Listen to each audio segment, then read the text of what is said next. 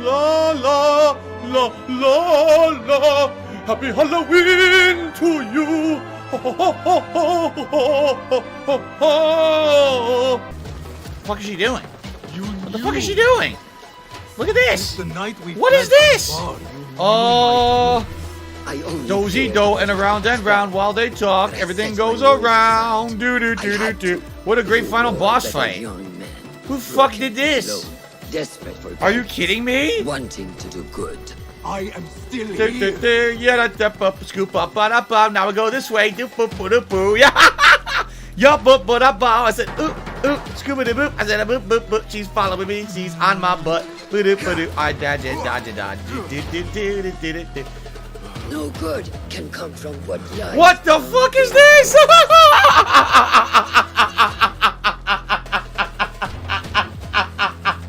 You've got to be kidding me. You have got to be kidding me. This is the final boss of the game? This is it. So what if it just does this endlessly? Oh my god. Well, talk about killing immersion a little bit. I mean, what the frick, man?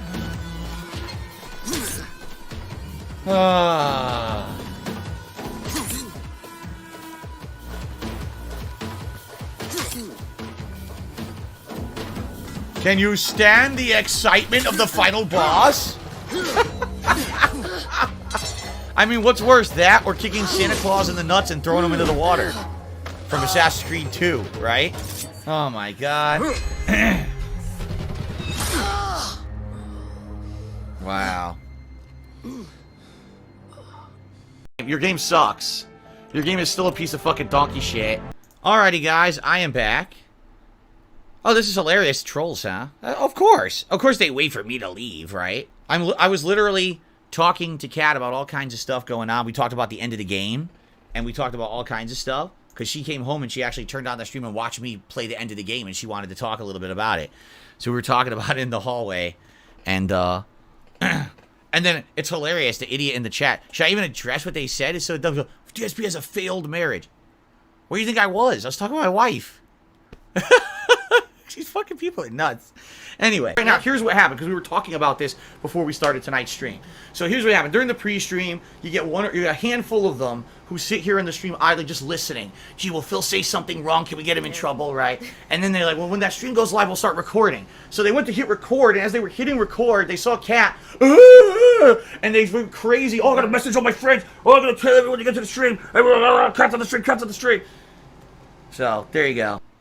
No, I do not play any video games in any major way off stream. The only gameplay I ever do is like a silly mobile game. You know, doing some grinding style gameplay. The gameplay that I do off stream is not a major game playthrough. It's nothing like that. No. I'm here on this stream 6 days a week, more than a full-time worker at any job. You know, when I'm on streaming days, typically I'm in here between 10:30 a.m.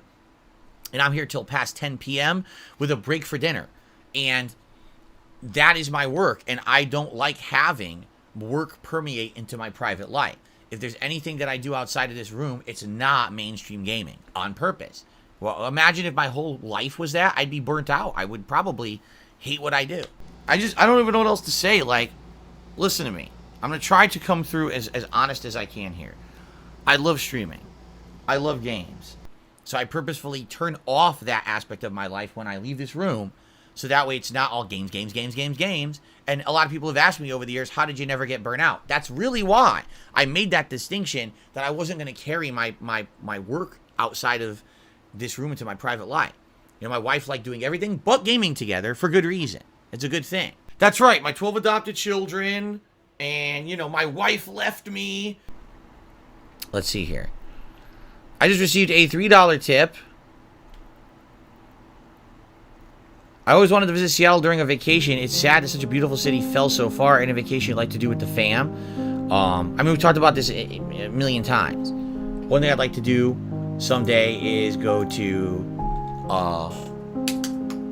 somewhere in Canada, perhaps. A little international flair. I don't know if it would be Vancouver or something like that, because that would be a shorter trip, but it would be nice to do, go to another country and see the differences in culture and food and stuff like that.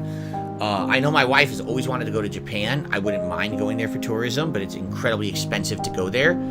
Europe, a nice European vacation where maybe you go to the major places like, the UK, France, Italy, Germany, something like that. That would be pretty nice.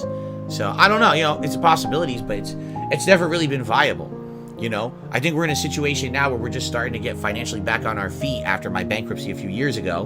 All right, at least in regards to the business, I'm not in a mode where I'm in panic mode and I may completely lose everything. And sadly, inflation doesn't help with that. With inflation going crazy and interest rates up, I can't do things that I'd like to do. I can't refinance my home. I can't, it sucks. So, maybe in the future, if things stay the way they are and things stay good and, my YouTube presence stays the way it is, doesn't disintegrate, because it hasn't. It's been pretty steady, I'd argue, for many years now. If we can stay the course and just be patient, which I know is tough. That's one of the hardest things to do in life, is just to sit still and be patient. Because you always want to make progress. You always want to say, here's the next goal, here's the next big thing coming. Right now, I don't know what that is, because I don't know what's going to happen in my future. Right now, we're in a situation where I don't know what the future holds. My goal was to stay the course after my bankruptcy and eventually be able to do things like refinance my house. And now I can't do that because of what's going on financially in this country. So I'm stuck. But I would love to eventually maybe go on a nice vacation with my wife. I think we deserve it. We've been married for 5 years. We've never done a darned thing. I take that back. We've been married for 4 years, going on 5. And we never done a darn thing since we got married, Unlike other people who stream for a living and other people who do YouTube for a living, or both, like I do, most of them who are successful don't have to worry about, oh no, I'm sick, I have to take a day off. For them, it's like, oh well, I make so much damn money, it doesn't really matter. It's like a holiday for me, right? I can't even take time off. It's just been work, work, work. We don't have time to do shit. We don't have the means to do shit. I would love to have a honeymoon with my wife, but, hasn't happened yet. And that's fucking sad and pathetic. It really is. What a fun time it's been playing this game, guys. Really. Like, I never thought something like this with geography and tourism would be as fun as it's been. Especially because, personally, I'm terrible at geography. And I haven't done a lot of tourism because I don't have money to really do it. I never had money to do it. And quite frankly, to be very honest with all of you guys, with the way my life's going, I don't think I'm ever going to be able to. A lot of people ask me, oh, Phil, would you like to go to Europe? Would you like to go to Japan? Would you like to go to these places with your wife? I'm like, yeah, I'd like to, but I don't think I'm ever going to be able to. Like, I'm just being real. I'm not trying to be a downer or nothing, even though it's kind of sad to think about it. Like, I think I'm pretty much going to be here forever with the way things are going. So, it is what it is. I really enjoyed going all around the world with you guys over the last couple of months and experiencing, these things firsthand, because most of us probably never will, right? Most of us will never have that opportunity to be at these places and see these things.